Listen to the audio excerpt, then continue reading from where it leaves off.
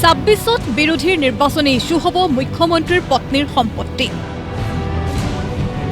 ৰাইজৰ দলৰ বিস্ফোৰক অভিযোগৰ পিছতে তোলপাৰ লাগিছে ৰাজ্য।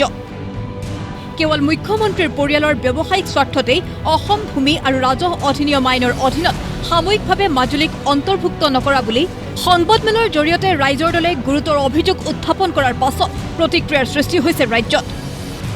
মুখ্যমন্ত্ৰীৰ পত্নীৰ সম্পত্তি সন্দৰ্ভত প্ৰতিক্ৰিয়া ব্যক্ত কৰি অসম প্ৰদেশ মহিলা কংগ্ৰেছৰ সভানেত্ৰী মীৰা বৰঠাকুৰে ক'লে, আমি ৰিণিকী ভূঞাই সম্পত্তি কৰিছে, তাত কোনো আপত্তি নাই। অসমৰ ৰাইজে তেওঁলোকক হিয়া খুলি পেলাই দিছপুৰ দখল কৰিবলৈ প্ৰায় 30টা বছৰ দিছপুৰত তেওঁলোকে শাসন কৰিছে।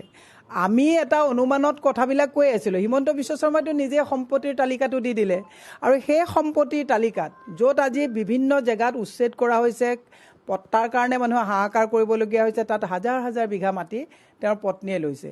মাজুলীত তেওঁলোকে মাটি বিকিব কৰিব নোৱাৰা এখন ব্যৱস্থা আছিলে। হিমন্ত বিশ্ব শৰ্মাৰ পত্নীয়ে তাতো 17 বিঘা মাটি কিনিলে। গতিকে নিয়মবিলাক উলংঘা কোনে কৰিছে? তেওঁলোকে উলংঘাই দিছে। আৰু যেতিয়াই উলংঘাই দিলে, আমি যেতিয়া বিৰোধীয়ে এই কথাবিলাক ধৰিলোঁ, তেতিয়াই মানসিক ভাৰসাম্য হেৰুৱাই হিন্দু মুছলমান উজনি নামনি কৰি অশান্ত পৰিৱেশ এটাৰ সৃষ্টি কৰিছে। সম্পত্তি ৰিণিকী ভূঞাই কৰাত আমাৰ আপত্তি নাই, কিন্তু সম্পত্তিবিলাক কেনেকুৱাকৈ সম্পত্তিবিলাক কৰিছে, ৰাজহুৱা সম্পদবিলাক যিটো তেওঁলোকে হৰপ কৰিছে, তাত আমাৰ আপত্তি আছে। মুখ্যমন্ত্ৰীৰ পত্নীয়ে যিমান সম্পত্তি আহৰণ কৰিলেও আপত্তি হেনো নাই কংগ্ৰেছৰ। তেন্তে আপত্তি ক'ত? স্কুল খোলাততো আপত্তি কৰা নাই, কিন্তু এফালৰ পৰা 7,000 স্কুল আগতে একত্ৰীকৰণৰ নামত বন্ধ কৰা হ'ল, এতিয়া 161খন স্কুল বন্ধ কৰা হ'ল। তাৰ পৰিৱৰ্তে মুখ্যমন্ত্ৰীয়ে সংবিধানক শপত খাই মুখ্যমন্ত্ৰীৰ দায়িত্ব লোৱা মুখ্যমন্ত্ৰীয়ে নিজৰ পত্নীক ইংলিছ স্কুল খুলি অসমীয়া ভাষাটোক গল চেপা দি অসমীয়া বিদ্যালয়বিলাক বন্ধ কৰিছে। তাত আমাৰ আপত্তি আছে, সেইকাৰণে সেইখন স্কুলত আমাৰ আপত্তি আছে। আমাৰ স্কুল খোলাত আপত্তি নাই, কিন্তু আমাৰ ভাষা সাহিত্যক গলচেপা দি পেলাই তেওঁ নিজৰ স্কুল খুলি বাকীবিলাকক গলচেপা দিছে, তাত আমাৰ আপত্তি আছে। তেওঁলোকে কয় মদমুক্ত ড্ৰাগছমুক্ত অসম কৰিম, এতিয়া মদৰ ৰাজহৰে তেওঁলোকে অসম চলাব লৈছে, তাত আমাৰ আপত্তি আছে। আমিয়ে কৈছোঁ যে আমাৰ ৰাজহুৱা যিবিলাক সম্পদ আছে তাক ৰক্ষণাবেক্ষণ দিব লাগে। পানী দৰত বহিৰাজ্যৰ বনিয়াক দিছে, তাত আমাৰ আপত্তি আছে।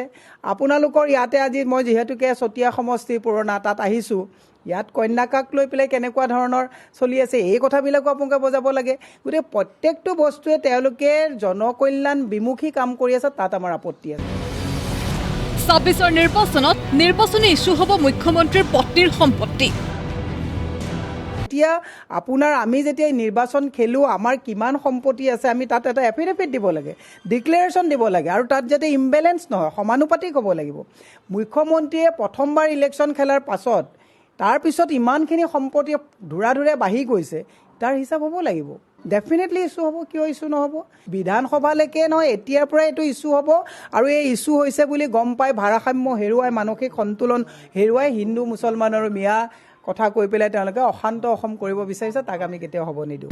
চৰকাৰ তথা বিভাগীয় তদন্ত দাবী কৰি প্ৰতিক্ৰিয়া ব্যক্ত কৰি মাজুলী জিলা ছাত্ৰ সন্থাই ক'লে, মুখ্যমন্ত্ৰীগৰাকীৰ পত্নী বুলিয়েই নহয় বা বেলেগ কোনোবাই লৈ পেলাই যদি পতা ইতিমধ্যে হৈ গৈছে, সেই পতাটো ইতিমধ্যে খাৰিজ কৰিব পৰা নহ'ব।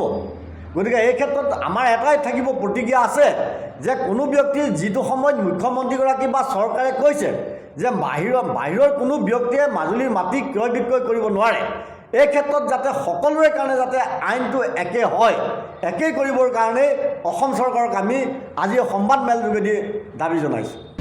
অৱশ্যে মুখ্যমন্ত্ৰীৰ পত্নীৰ সম্পত্তি আৰু মুখ্যমন্ত্ৰীগৰাকীৰ ক্ষমতাৰ অপপ্ৰয়োগ সন্দৰ্ভত ৰাজ্যজুৰি এনে প্ৰতিক্ৰিয়াৰ সৃষ্টি হোৱাৰ পিছত ইয়াৰ উত্তৰ কি ওলায় সেয়া লক্ষণীয় হ'ব। তেজপুৰৰ পৰা অৰ্ণৱ নাথ আৰু মাজুলীৰ পৰা তীৰ্থ ভূঞাৰ ৰিপৰ্ট, প্ৰতিদিন টাইম।